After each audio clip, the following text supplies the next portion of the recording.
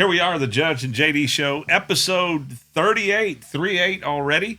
If you think Texas wine is just a local novelty and that the grapes aren't grown here in the Texas Hill Country, this episode might just surprise you. Might change your mind a little bit. You ready for it? I think so. Quit whining. I know. Quit whining, dude.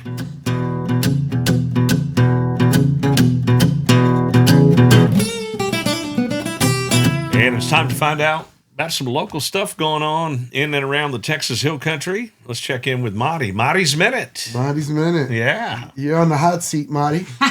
This weekend, I'm not going to get into the damn camera. That's for damn sure. Hey, y'all, here's what's happening around Fredericksburg. We had a brief stretch of winter weather earlier this week, cold temperatures and some travel hiccups. But mostly behind us now, things are settling back into the normal rhythm heading into the weekend.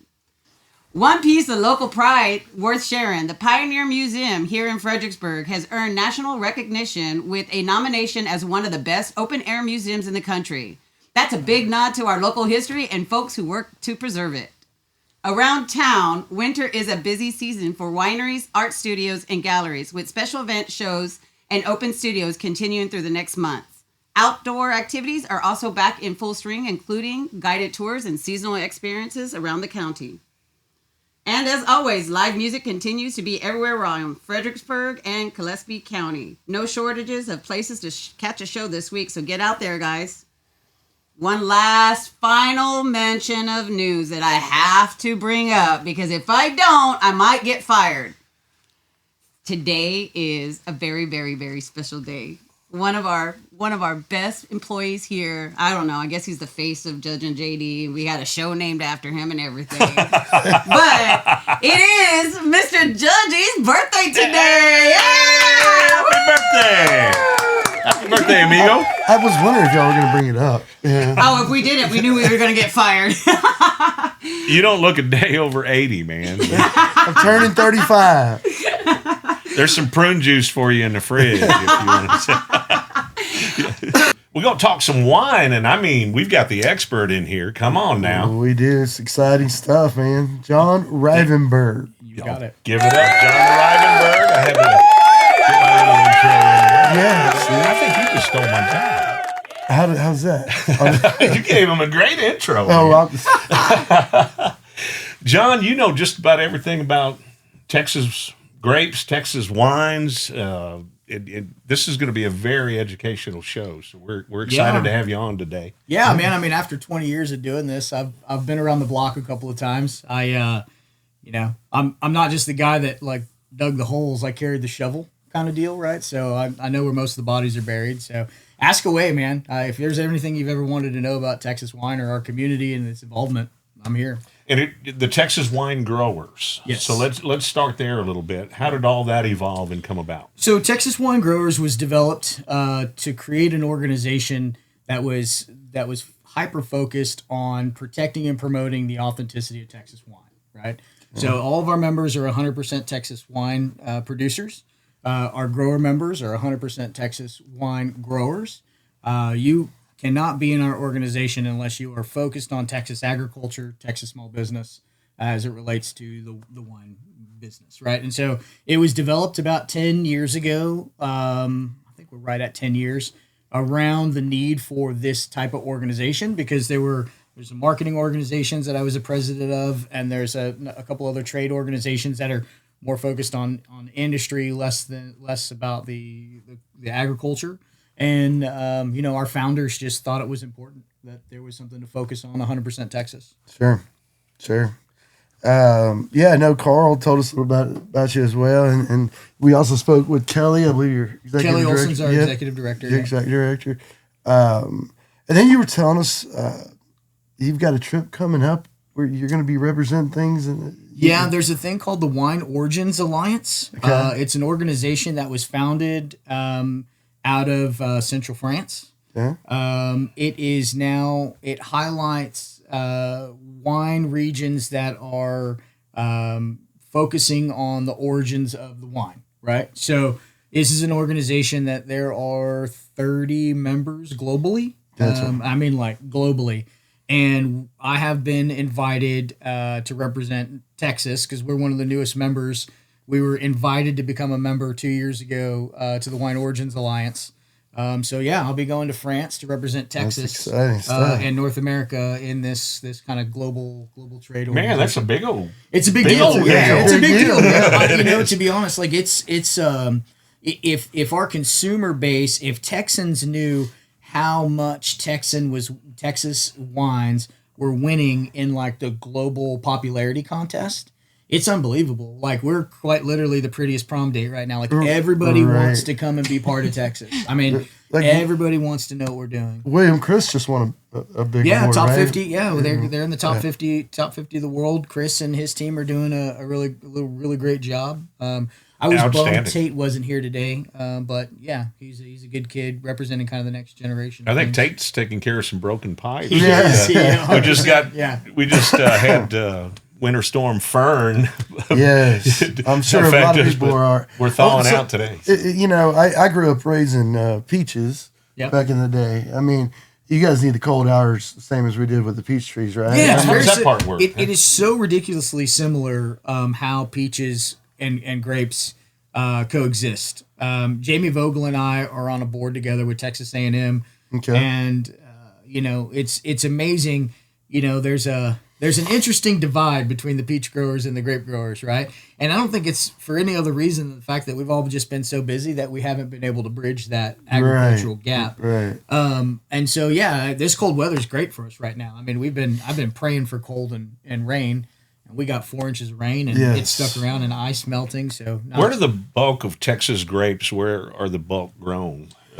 Which So- area? Which region of Texas? I know. And how is the Hill Country as far as growing grapes? Is it Yeah. ideal? Is it? it's pretty magical. I mean, when you talk about the hill country, a lot of people think, you know, when they think of grape growing regions, to answer the first part of that question, it used to be 90% of all grapes commercially used were grown in the Texas High Plains, Terry County, Yoakum County, Lubbock County. Now, I'd say it's closer to 70 to 30, right? There's about 30% more here in the hill country. I, in the last 10 years of my career, have been responsible for planting about 500 or 600 acres here in the hill country. Great. Depending on where you are, every micro region has something really special, right? If you're on the north side of the Pedernales River Valley, there's great granite alluvial soils that are growing beautiful, beautiful fruit.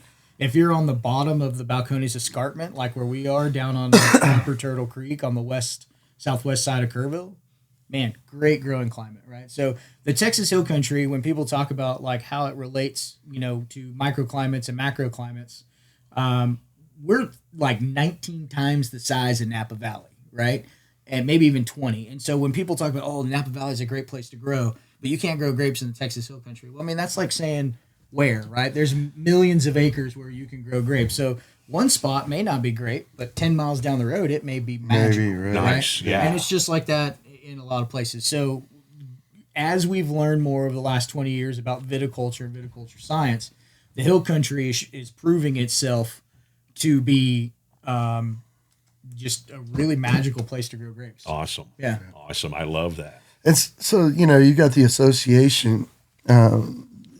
So, and you mentioned there's a kind of a regulatory piece to it as well. Yeah. You work on that side of things, on the legislative side as well. We are. Texas Wine Growers is a advocacy group pushing for beneficial law adjustment in the Texas wine space, right? Okay. That being said, our TABC, Texas Alcohol Beverage Commission, they are great to work with. They're absolutely great. People, it's so hard to navigate.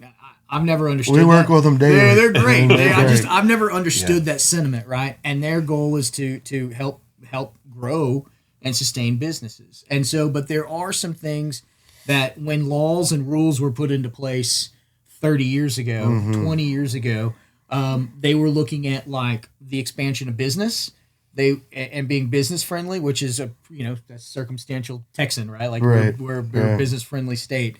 But at the same time, they didn't look at where Texas wine would be in 30 years, right? So having the ability to have a permit that you can then bring in wines from all over the world and sell as Texas wines, well, that's not really that's not a fair shake, right? Like, Right, so right. I own and operate a vineyard and a winery, right? You may operate a tasting room, right? A bottle shop. You may have a liquor store, right? Right. And if we all have a G permit, we all have the same rights and privileges. But the difference is your tasting house, right? You're bringing in cases of wine for $40 a case. You're selling them for $400.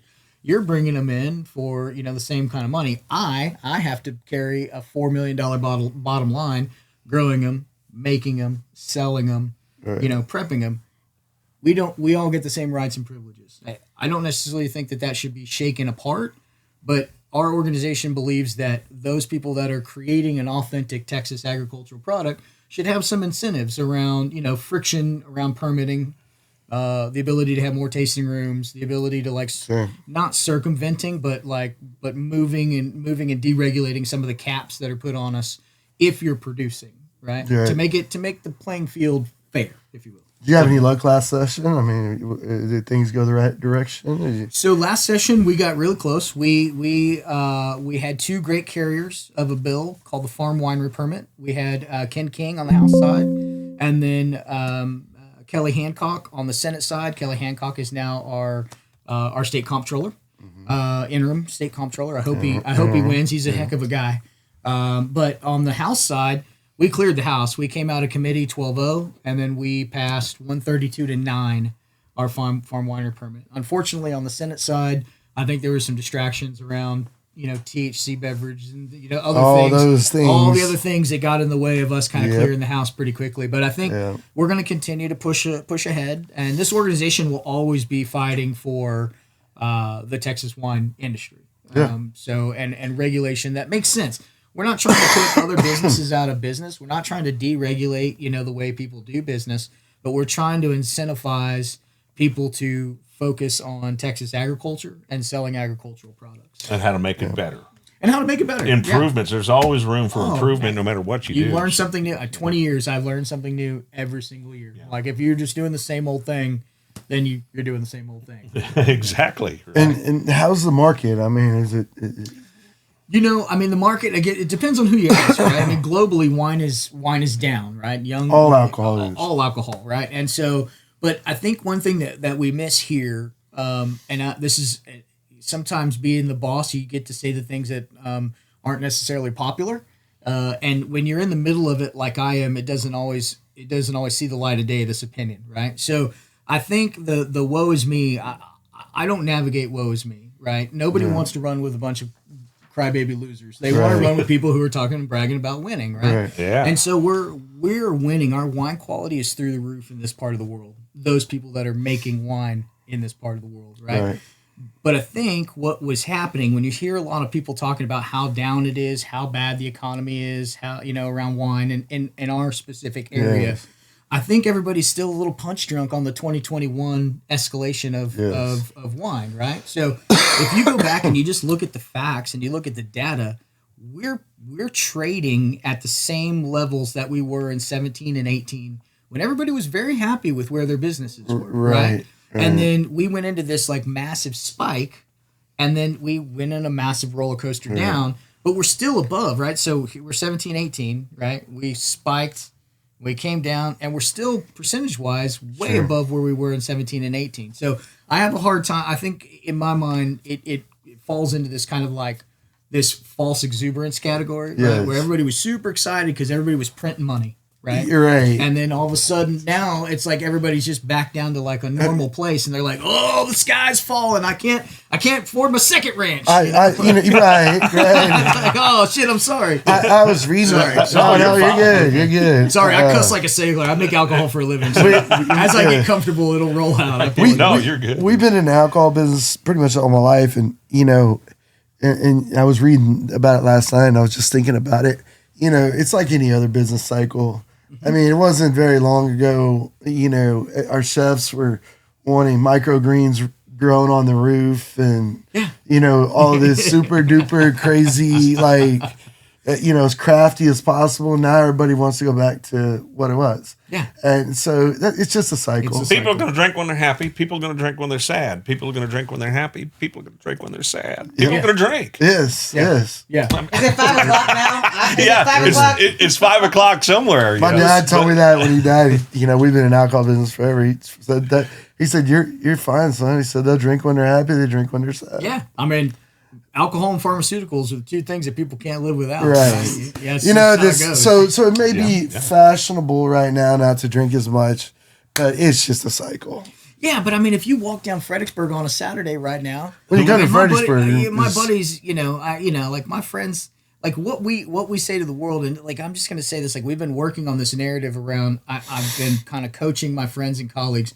I'm very lucky to have become kind of like, even amongst the names that everybody knows, I've become like this guru status, right, wrong, or indifferent. Right? Yeah. I'm still having to kind of come to grips with it, but the people who are, publicly the chasers of style, like they call me, Right. and we talk. It's not an accident. I'm the president of the organization, Right. And it's you walk down Fredericksburg, right, and we got to stop saying this. Woe is me, because like you could be in Mason or Junction somewhere, right? Yes. You want to talk about doing business that's hard, right? Like go to other places. Yep. And so I think it's all around changing that narrative around things are good, we're doing things well, and like the more we brag about how well we're doing here, it's going to create people to want to come here.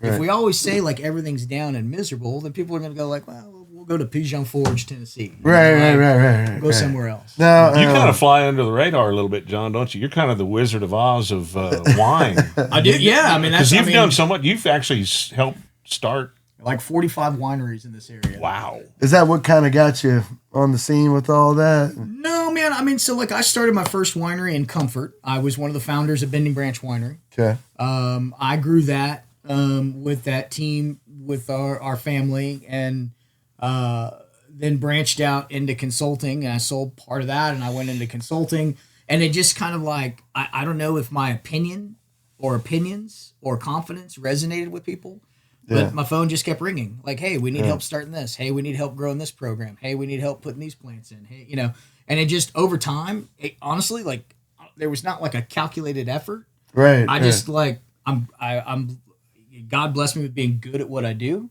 And so other people realize that. And so they call and they want my opinion. Sure. Right. And it's, I give away as much free information as I do paid information. Right. Like it's always fun, like driving down the road when there's new employees or people like other colleagues, they'll ride with me during harvest. That's quite literally how we get our business meetings done. And they're amazed at the people that call. They're like, oh, was that Bill Blackman that just called and y'all were talking about? Oh, yeah. I'm like, yeah. Was that Ron Yates? Oh, yeah. Dirtbag, he called me. We're talking about this. So, yeah, I fly under the radar, not by design. It's just that in the industry, I guess I am kind of that old guru status at this point. You should be a household I still feel like name, I'm though. 20. Yeah. I mean, it depends on what house, right? Like if you're in a winery, like you can, like our team will walk in and they'll go do tastings and they'll be like, oh, we work for John Rivenburgh. And it's like, oh, shit, okay, we're gonna like make sure that I'm less Oz, more Godfather. Like I'm gonna make you an offer you can't refuse. There you guy. go. They're more like that than I am. But no, I love it, man. I get to do this for a living. Well, I love what the Texas wine growers are doing. I think this is huge, don't you, Judge? I mean, yeah, it's just, and you got some great people, great members. Our members are the best. Yeah. We have, our founding members. You've got Benjamin Clay, Doug Lewis, Carl Money, Chris Brundrett, Doug Reed from Hawk Shadow. All these folks got together and saw a need for this. Yes. I was consulting at the time of the inception of this, and so without having an operating winery, I was not part of that group. But I have a huge amount of respect for what's been started in this organization and what's been achieved. It's been pretty cool. well, you look at Fredericksburg, the way it's grown in even the past 5 years. Oh yeah, 5 years. It's just nuts. incredible. And it's not just going to be Fredericksburg. Do you feel like there's going to be expansion into some other areas, Kerrville maybe? You think the wine industry is going to kind of grow throughout the hill country a little bit? I think the hill country was on a real large, expansive pathway. Mm-hmm. And then I think COVID hit and it kind of circled the wagons around Fredericksburg and Fredericksburg being open, right? I mean, let's just be honest. Like we were just open. It made a difference. They made a difference, Right right? on, man. And so that coupled with the great marketing and advertising that the CVB and the city of Fredericksburg did to highlight what Fredericksburg is. The right? Love Fredericksburg campaign. Yeah, man, it created the flame that all the moths are coming to, right? Okay. Now, I think now that, and this is just strictly my opinion, I think now that it has kind of started to come back and town is so damn crowded all the time, I think you're going to start to see what was happening beforehand that venture out. Right? Little expansion. A little expansion. And I don't think that would be bad for Fredericksburg. Right, like I think you start to level out, right? Instead of a 2-hour wait at Autos on a Saturday night, 30-minute wait because there's other restaurants and there's other places for people to venture out to. I think it'll be good all around. So I do too. I think we'll be back on that pathway. I mean, hell, I started my first winery in Comfort, Texas, 2 miles outside of town. For God's sake, where nobody knew where the hell they were going. And so, we've got a property out. My parents put in a country store back. Remember the country stores of the 70s and 80s out there, right down from William Chris. We're right across from the park.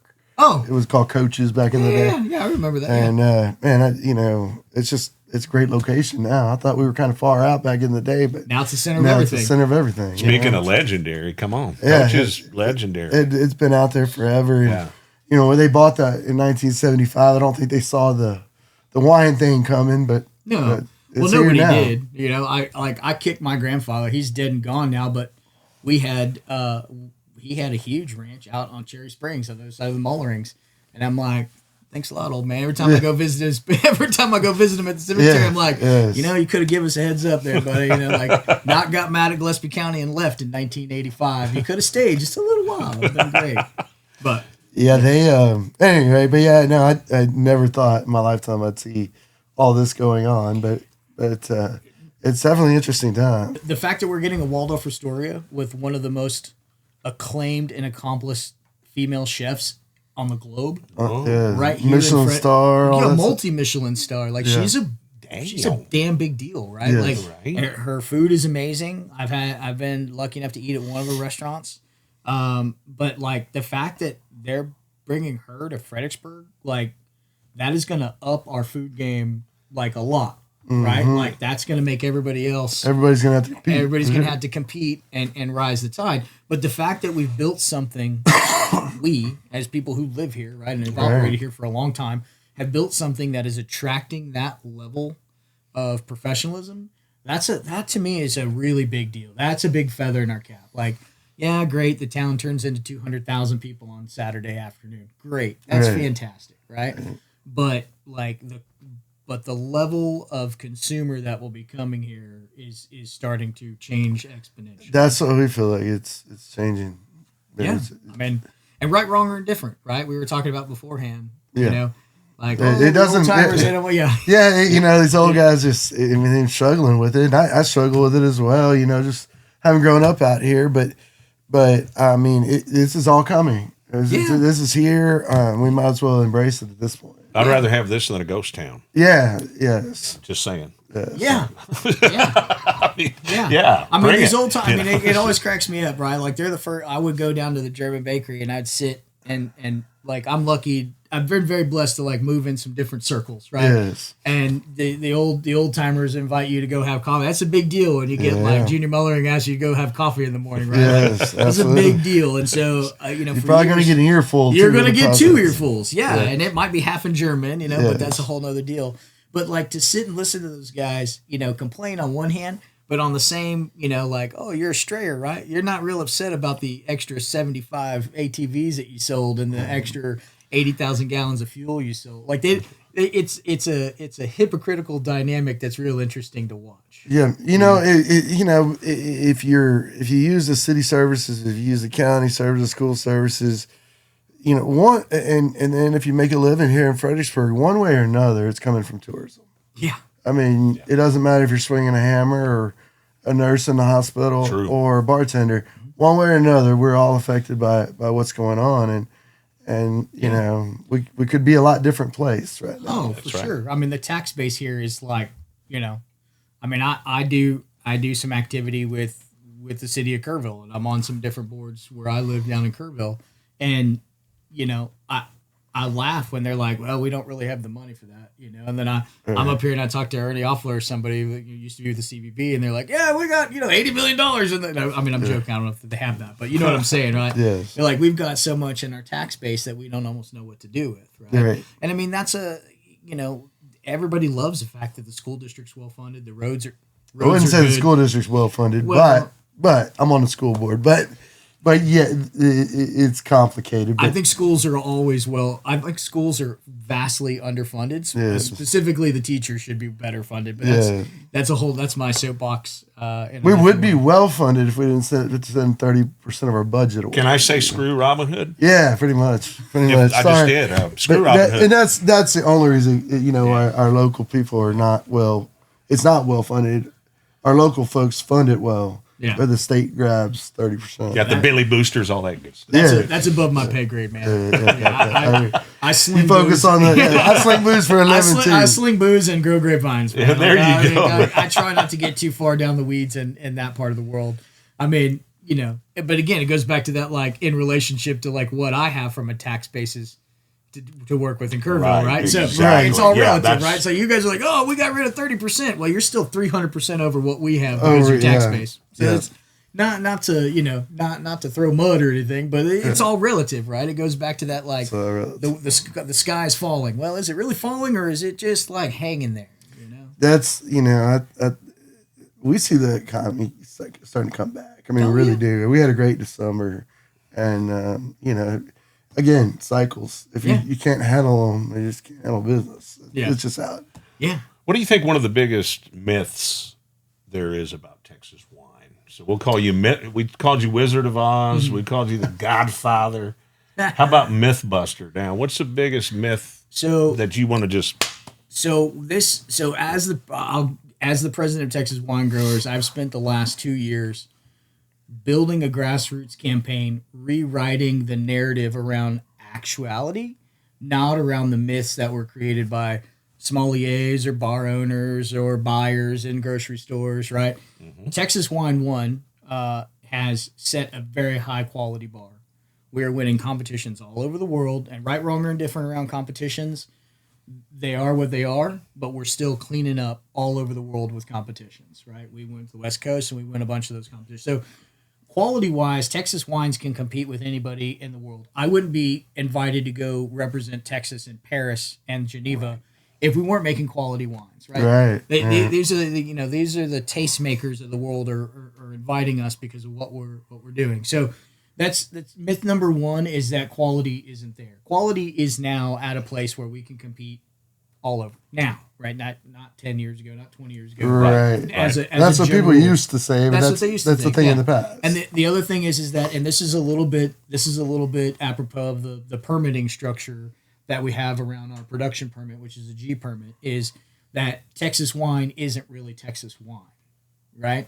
You can still put a percentage of wine from elsewhere in a bottle, but the vast majority of people that are making high quality wines and winning awards are the 100% Texas wineries. Yeah. Right? Yeah. Like, so, I think the myth around the fact that we're not actually producing and that we're resting on stuff being shipped in from out of state is a big myth, right? Yeah. And those are probably the two biggest things that I think people need to understand, where we're at. Understanding truth in labeling, understanding what you're drinking, the myths around authenticity and origin are, what we need to retell the story. I've been very lucky. TDA helped us put together this March 1st event that we're having here in Fredericksburg. TDA is, I would imagine. Go Texan is a big part of that, right? They're starting to see, like, us talking about authenticity, us talking about truth in agriculture. Sure. It's really resonating and making a difference, right? Because I'm sorry, like, ordering 5,000 cases from South Africa does not make you a winery. Right? It makes you an importer. And so I think understanding the reality around, again, authenticity is the biggest myth that needs to be busted. Thanks for shedding some light on that. We appreciate it. You kind of touched on your event coming up in March. Yeah. Can you tell us a little bit more about the event? Yeah, so it's Swallows Eve. It's a great ticket. You're going to taste. Can I just say real quick? Swallows Eve is like an event venue, really nice one. Yeah, it's a cool place. We've catered event weddings and such out there. So. And I'm gonna apologize. People are gonna see this. Kelly Olson, our executive director, is gonna be mad. She's like, "You didn't memorize all this stuff." I usually do. But you want to? Oh, yeah. But no, we're good. So it's at Swallows Eve. It's from 12 to 3. You're gonna get to taste. I want to say there's like 25 producers out there. So your ticket gets you that. We're going to be doing some fireside chats. That'll be fun. They're going to be recorded on another podcast, Shelley Wolfong's podcast, and so that'll be the Texas Wine Podcast. Will be great.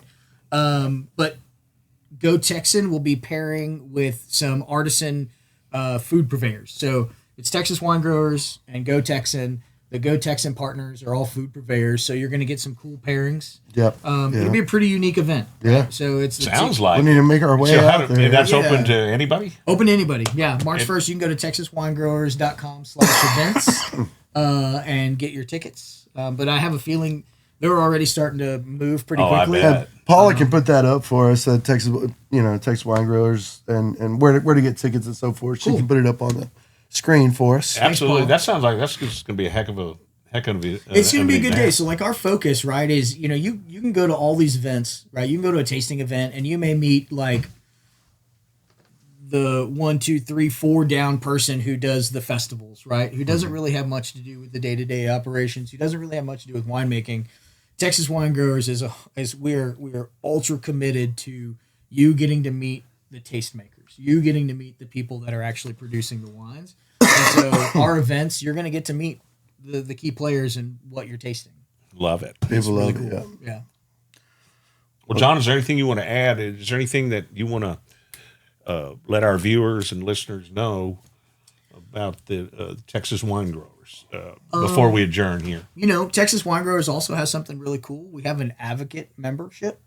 It's a $50 a year membership that makes you a Texas Wine Growers advocate, which gives you a bunch of insider information, access to all the winemakers and our database and some fun things like that. Our events database. And as we get closer to like working in session and things like that, you get a newsletter that's circulated inside our organization, right? Yep. So it's really an insider's membership. There's a lot to be had for that. You get first right of refusal on tickets and things like that. If anybody is really truly interested in Texas wines, they need to go and see Texas Wine Growers. You can click on the /advocate, and it's a cool organization. We're having fun with it. Oh yeah, we've enjoyed visiting with Kelly, and we had Carl on here for a couple of things, and so we've heard a lot about it. Yeah, we got stuck with Carl. And Francis. We got that Francis. Oh, you had Don't Francis? forget those pastries, man. Come on. If you had Francis, then that makes up for And everything she brought us some Carl said. pastries, Right? and it was good.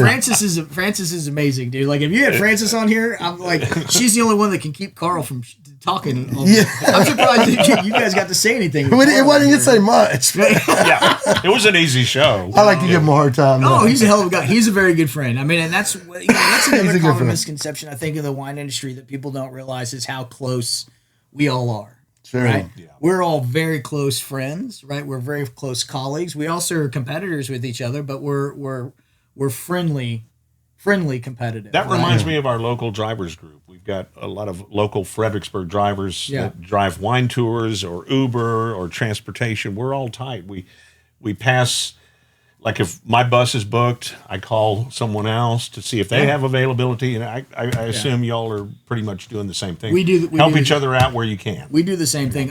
Years ago, I used to, this is probably, I'm going to out myself with some of my friends and stuff I used to do, but years ago, I would grab a stack of business cards from somebody's like counter, and I'd put a hat on from their organization, and I'd get on one of the tour buses, and I'd go around and hand out business cards and drink a little too much. And back in the day when we'd get away with that kind of stuff, and it was always kind of a fun adventure, like keeping wine fun. I started that story, and then I realized I should probably.